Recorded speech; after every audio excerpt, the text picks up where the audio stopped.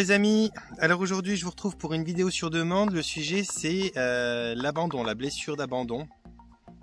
C'est quelque chose qui est assez à la mode ces temps de parler de ça parce que il y a un livre qui est sorti qui s'appelle Les 5 blessures sauf erreur, qui traite notamment d'une des blessures qui se nommerait la blessure d'abandon, le masque du dépendant, des choses comme ça. Alors, faut savoir que derrière ça se cache un historique, une blessure qui existe depuis longtemps, qui avant se nommait le complexe d'Oedipe, et qui maintenant porte le nom de blessure de l'abandon. Alors de quoi on parle quand on parle de ça? On parle d'une blessure qui est réelle ou pas, hein, qui est peut-être une mauvaise interprétation de l'enfant que vous étiez à un moment donné, mais qui est peut-être réelle aussi. Il se peut très bien que vous ayez vécu un réel abandon dans votre vie quand vous étiez petit, parce que c'est une blessure qui se symptomatise normalement alors ça peut venir déjà sous la forme fétale, donc quand vous êtes dans le fœtus, ça peut venir dans la prime enfance et ça peut venir dans l'enfance un petit peu plus développée, mais en général on développe pas ce genre de choses au-delà de 15-16 ans. Donc on est sur une blessure qui peut être effectivement une blessure réelle, un réel abandon, un moment où il y a eu quelque chose qui s'est passé, qui a fait que vous vous êtes retrouvé seul et que vous avez eu vraiment ce sentiment d'être abandonné. Ça peut être un décès de quelqu'un, ça peut être... on a noté, il y a eu pas mal de recherches qui ont été faites sur ce complexe et qui dénotaient que les enfants qui avaient des parents, notamment restaurateurs, qui étaient très absents et particulièrement pendant les horaires de repas et donc qui permettaient pas d'entretenir ce cadre familial autour d'un repas, souffraient plus de cette blessure-là que les gens lambda qui n'ont pas forcément ce genre de situation. Mais on a remarqué aussi que plus de 50%, enfin en tout cas 50 à plus de 50% de ces pathologies-là sont des gens qui n'ont réellement pas vécu d'abandon quel qu'il soit. Ils ont simplement eu à un certain moment dans leur enfance une interprétation d'une situation comme un abandon. Mais ça peut être quelque chose de très banal. Par exemple, vous avez 3 ans et demi et puis la maman qui vous garde ou le papa qui vous garde, en l'occurrence part aux toilettes ou fait quelque chose comme ça et puis juste là on peut déclencher un sentiment d'abandon, puis après ça se colle à vous toute votre vie. Alors qu'est-ce qu'il y a dans cette blessure d'abandon qui peut être dit? Ben ça va pas être très agréable pour ceux qui le vivent, parce qu'on est quand même dans quelque chose. Alors là pour le coup on est dans une des blessures qui est peut-être la plus présente dans le règne de toutes les blessures. Quand on a bien des gens devant soi qui demandent de remonter leur confiance en eux, qui ont peur d'être abandonnés, qui vivent des relations toxiques à tout prix pour pas être seuls ou qui ont de la peine à se retrouver avec eux-mêmes, on est typiquement dans ce genre de choses-là. Et il faut savoir que c'est plus de 70% des personnes qui viennent voir tous les gens qui travaillent dans le psycho, les psychothérapeutes comme moi, les psychologues, les psychiatres, les psychanalystes. C'est plus de 70% de ces gens qui viennent pour ce genre de problème-là. Donc manque de confiance en eux, peur d'être abandonné, la peur du rejet, la peur de ne pas réussir, bref, toutes des choses qui touchent à l'assurance que vous avez et donc à l'assurance que tout va bien se passer et qui, de près ou de loin, ont des racines communes avec cette fameuse peur d'abandon qui a toujours été nommée jusqu'ici le complexe d'Oedipe. Je sais pas trop pourquoi on a changé, mais bref, il fallait apparemment rafraîchir la nomination des choses pour pouvoir englober peut-être plus de monde dans ce problème-là. Bref, l'histoire, c'est que cette peur d'abandon, qu'elle ait été réellement perçue alors qu'elle n'existait pas, ou qu'elle ait été réellement vécue lorsqu'elle existait, dans tous les cas, c'est quelque chose qui arrive au niveau de votre enfance. Et c'est quelque chose qui ne devrait pas normalement perdurer.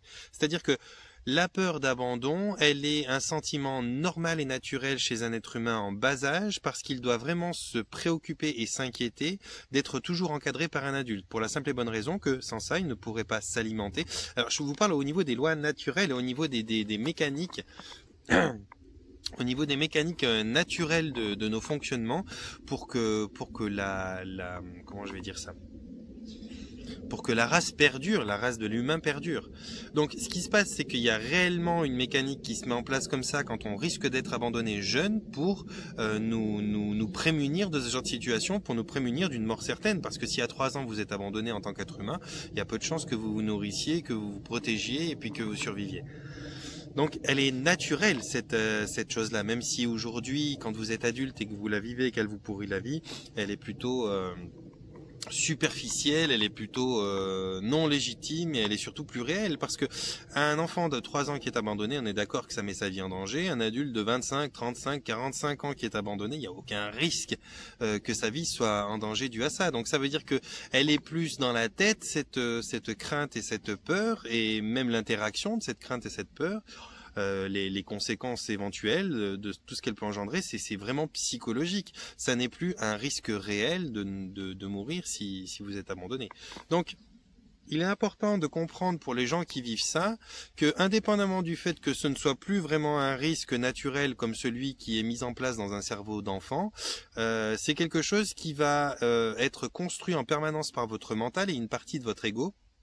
Et donc qui va être vraiment discutable d'une personne à l'autre. Vous verrez que personne n'est d'accord sur le sentiment que vous avez parce que c'est pas quelque chose qui est forcément logique, une blessure d'abandon, la peur du rejet. Donc ça va créer quoi? Ça va créer une situation où votre mental il va être en permanence à demander plus que ce qu'on peut lui donner parce que il n'arrive pas à se satisfaire lui-même. On est face à des gens qui n'arrivent pas à se suffire à eux-mêmes et qui sont en permanence en train de chercher chez l'autre, chez le conjoint, chez l'ami, chez le parent, chez le frère, chez le copain, en permanence à chercher une forme de rassurance, une forme de sécurité qui n'est pas naturelle, qui n'est pas normale pour n'importe quel individu de devoir donner à l'autre. Je veux dire, c'est très très épuisant et c'est étouffant pour un individu de devoir assurer en permanence à l'autre qu'il ne sera pas abandonné, qu'il n'a rien pour être rejeté, que tout va bien, que ceci, que cela. Ça va les premiers temps quand on aime.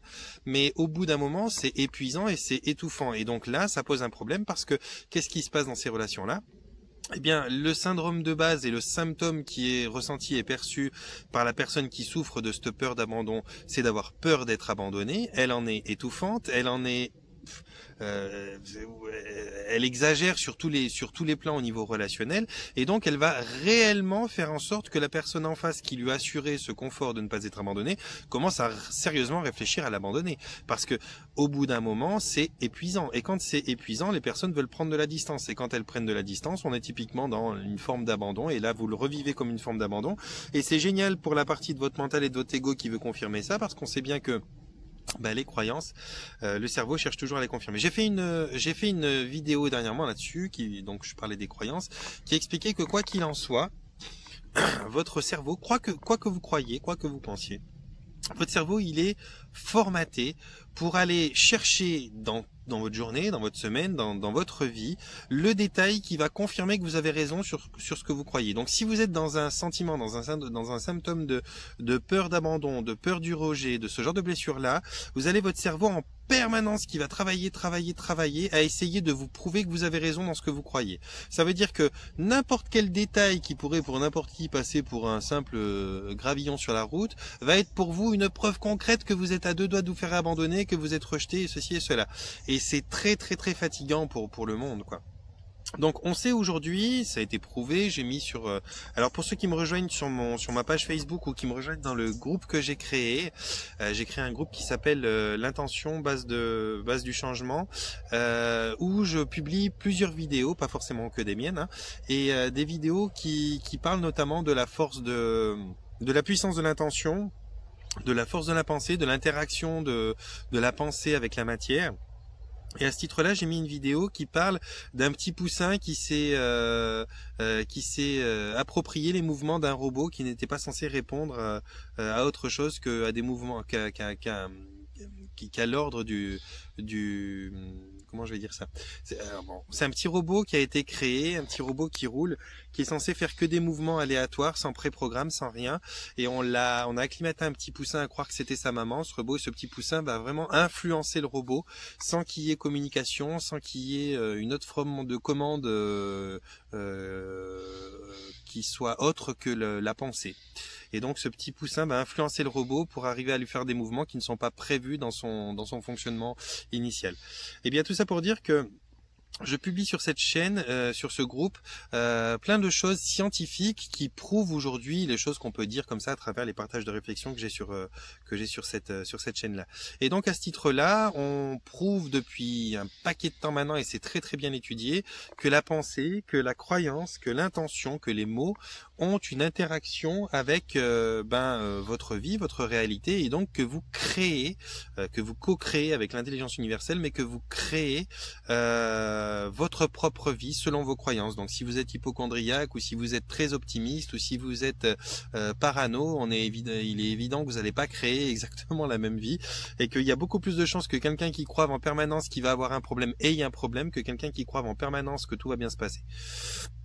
Donc vous vous retrouvez avec une blessure d'abandon qui vous fait croire que, parce que ça reste une croyance, qui vous fait croire que ça va mal se passer, que vous êtes rejetable, que vous allez être abandonné, et donc en permanence votre cerveau fait en sorte de vous rassurer sur le fait que vous avez bien raison, et donc votre attitude, votre comportement, votre langage va dans ce sens-là, et donc évidemment et inévitablement vous allez à un moment ou l'autre fabriquer de ça, vous allez vous faire abandonner. Abandonner, c'est peut-être pas le mot, il est grand, mais les gens vont prendre de la distance parce que vous êtes fatigant, parce que vous êtes épuisant, parce qu'il y a une forme de chantage moral là-dedans, parce qu'il y a une forme de chantage affectif, parce qu'il y a toutes sortes de mécaniques que vous mettez en place. Alors inconsciemment, je dis pas que vous êtes des gens qui veulent absolument enquiquiner le monde, ça on est bien d'accord, mais dans votre pathologie, il y a des mécaniques qui se mettent en place qui sont vraiment épuisantes, fatigantes et qui sont pas légitimes. C'est une forme de comédie quelque part. Donc vous vous retrouvez avec ce cercle vicieux qui vous tire en bas et qui va pas vous faire avoir de résultats. Alors maintenant, comment faire pour aller mieux? Déjà, c'est pas compliqué dans le sens où sachez que cette blessure-là, elle est légitime, elle est naturelle, elle est normale. Donc quand on est un enfant, quand on a un réel risque de craindre quelque chose de l'abandon. Quand on est un adulte, on n'a plus de risque de craindre quelque chose de l'abandon. On est capable de gagner son argent, on est capable de se nourrir, on est capable de se défendre. Donc il n'y a plus de risque réel et véritable lorsqu'on est abandonné. Déjà, premier point. Donc ça diminue l'impact d'un abandon éventuel. Deuxièmement, il faut que vous appreniez à gagner en confiance avec vous. Il faut que vous fassiez du travail personnel, que vous essayiez de voir et de lire tous ces sujets merveilleux qu'on trouve dans les bouquins de développement personnel. Et puis faire en sorte de pouvoir déjà apprécier de vous retrouver avec vous, de trouver vos propres qualités, de voir à quel point vous êtes quelqu'un de grandiose, à quel point vous êtes quelqu'un de lumineux, et à quel point vous n'avez pas besoin spécialement de l'autre. Ça ne veut pas dire travailler à apprendre à être un ermite et à être tout seul, on n'en est pas là, mais simplement apprendre à trouver le confort de se retrouver seul avec soi-même. Apprendre à trouver les valeurs que sont l'autonomie, l'indépendance et toutes ces choses-là. Apprendre à avoir un autre discours qu'un discours qui soit en permanence axé vers les plaintes, vers la tendance à vouloir se victimiser pour obtenir en l'occurrence du soutien de l'autre, mais apprendre à avoir un discours qui soit autonome, qui soit indépendant, qui vise à avoir confiance, qui vise à vous retrouver vous, à faire gagner toutes les facettes de vous, à faire gagner en puissance toutes les facettes de vous, qui sont les facettes qui revendiquent l'autonomie, l'indépendance, le bien-être avec soi-même. Alors vous avez la méditation, vous avez l'hypnose, vous avez toutes les formes de thérapie possibles qui sont des thérapies actives. J'insiste sur actives parce que on n'est pas du tout là dans la nécessité d'un massage ou d'acupuncture. Enfin, l'acupuncture peut aider dans un deuxième temps pour équilibrer tout ça, mais là on a besoin de travailler consciemment à se retrouver avec soi-même, accompagné par quelqu'un qui vous fasse faire des travaux où il y a des exercices dans lesquels vous prenez part. C'est pas en s'allongeant et en ayant le meilleur massage du monde que vous allez prendre confiance en vous. Là, il faut vraiment contribuer à l'exercice qui va vous mener à vous découvrir, à vous rassurer et à prendre les rênes de qui vous êtes. Donc, je vous conseille vivement d'essayer ces choses-là et surtout de vous poser des questions honnêtes sur est-ce que j'ai vraiment l'intention d'aller mieux, est-ce que j'ai vraiment l'intention de me débarrasser de ça, est-ce que cette peur, est-ce qu'elle est légitime, mais des questions qui soient détachées de votre ego. Donc, il y a déjà un travail à faire en amont. Sûrement en préambule, vous devrez probablement déjà chercher à comprendre bien comment fonctionne l'ego, parce que c'est l'ego qui est principalement l'auteur de toutes ces inquiétudes-là. C'est celui qui s'inquiète d'être abandonné. L'ego, c'est celui qui est jaloux. L'ego, c'est celui qui est possessif. L'ego, c'est celui qui va vous transformer en cette personne qui va parler avec une voix d'enfant ou qui va faire un petit peu l'idiot pour avoir toujours une forme de dépendance à l'autre quelque part, parce que c'est clair que quand vous parlez un peu comme un enfant, que vous vous rendez plus bête que vous ne l'êtes, eh bien vous faites en sorte, peut-être inconsciemment, hein, pour ça un peu certain, je veux bien l'accepter, mais vous faites en sorte que les gens soient un petit peu plus à vous soutenir, à vous épauler et tout ça, parce qu'ils vous voient un petit peu incapable d'une certaine manière, et ça c'est un rôle que vous jouez consciemment ou inconsciemment, suivant le niveau de maturité que vous avez là-dessus, pour entretenir cet autre qui vous accompagne quelque part et qui ne vous abandonne pas. Donc là-dessus, il n'y a pas grand-chose à dire, il n'y a pas à plaindre ces gens-là parce que c'est vraiment pas, c'est pas une vraie blessure, faut le dire sincèrement.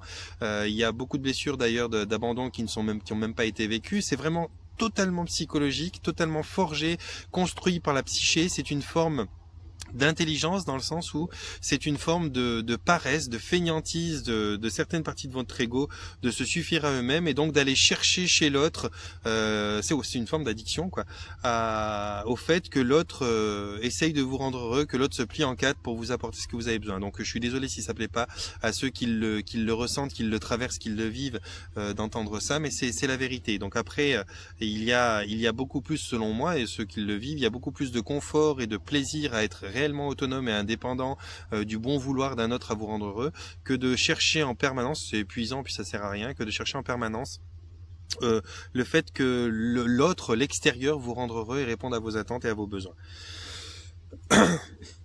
Voilà, je pense que j'ai fait un petit peu le tour sur ce sujet de l'abandon. Je sais que ça va probablement déranger certaines personnes et puis peut-être d'autres ça va leur permettre de prendre enfin conscience de ce que c'est et puis de voir que c'est pas grand chose et que c'est juste construit par le cerveau et qu'il y a vraiment de grandes orientations faciles à prendre pour sortir de ça et trouver un vrai bien-être, une vraie autonomie, un vrai pouvoir, une vraie puissance d'être soi-même pleinement, de pouvoir choisir son identité et de s'accomplir. Et donc il y a énormément d'outils, il y a énormément de pratiques et d'ouvrages qui sont là pour vous aider dans ce symptôme-là, dans ce vécu-là. Donc il n'y a pas de quoi s'inquiéter, c'est vraiment quelque chose dont il est facile de se débarrasser, plus facile que vous le croyez en tout cas. Voilà.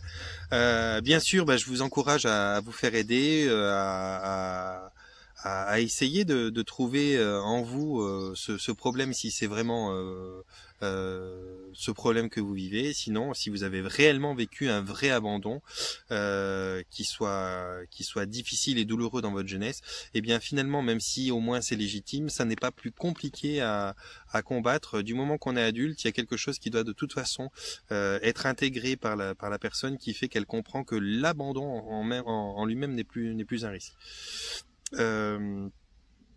Voilà, donc j'ai fait le tour. Je vous laisse me mettre des commentaires si vous avez envie que j'aille plus loin dans un côté ou dans un autre sur ce sujet-là. Je vous laisse donc des commentaires constructifs, c'est pas pour râler parce que je vous ai pas fait plaisir dans cette vidéo. Mon but à moi, je le dis souvent à des patients, mon but finalement c'est même pas que vous m'aimiez, j'ai pas grand-chose à faire de votre amour, si ce n'est que je suis extrêmement content quand il y a une interaction qui est sous le signe de l'amour, on est bien d'accord. J'ai grand plaisir à être aimé, mais mon but dans ces vidéos, ça n'est pas d'être aimé, c'est de pouvoir permettre aux gens de changer leur réflexion, de changer leur point de vue, leur point d'observation sur certaines choses de la vie, de pouvoir se questionner différemment, de pouvoir se prendre en main, de pouvoir prendre conscience de la grande puissance qu'on a tous sur toutes les facettes de notre vie. Et si j'arrive ne serait-ce qu'à faire vibrer un petit peu de cette corde-là en vous, ou à vous faire vous poser des questions différemment et que ça peut vous apporter, que c'est constructif derrière, sans me faire aimer, j'aurais déjà gagné mon challenge quoi. Donc voilà, mon but à moi c'est plus d'être utile et de donner du sens à ma vie que de récolter une ribambelle de copains qui vont adorer ce que je fais, mais que ce que je fais ça les aide pas vraiment. Je préfère aider sans trop être aimé à la limite. Donc voilà, j'espère que ça vous aura fait réagir. Je vous laisse donc me mettre un pouce en l'air si vous avez le sentiment que cette vidéo elle gagne à être visionnée. Je vous laisse aussi partager si c'est dans vos cordes, de pouvoir partager cette vidéo là pour des personnes qui éventuellement y trouveraient leur compte. Et puis de vous abonner à la chaîne pour agrandir encore cette famille merveilleuse qui est en train de se créer. C'est toujours un gros plaisir. Et puis d'ici la prochaine vidéo, j'en ai plusieurs sur demande donc ça arrive vite. D'ici la prochaine vidéo, je vous souhaite de vous porter bien, de prendre soin de vous, et puis moi je vous envoie un panier de bisous.